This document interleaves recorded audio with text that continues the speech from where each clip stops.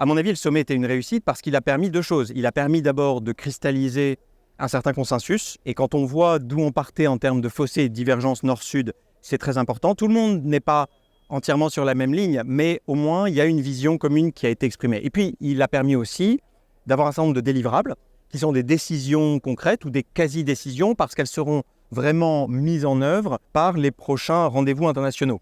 Par exemple, au G20 de New Delhi ou encore à Marrakech au moment des réunions de printemps du FMI et de la Banque mondiale, où là, on verra ces institutions évoluer. Nous, au Forum de Paris sur la paix, en novembre, on aura un autre moment de suivi du sommet sur certains points qui sont un peu orphelins, qui ne seront pas traités par le G20, qui ne seront pas traités par la COP28 qui suivra. Et on pourra transformer, disons, ce moment-là en décisions concrètes et continuer la conversation, en quelque sorte, de la méthode de Paris ou de la doctrine de Paris qui a été initiée pendant ce sommet.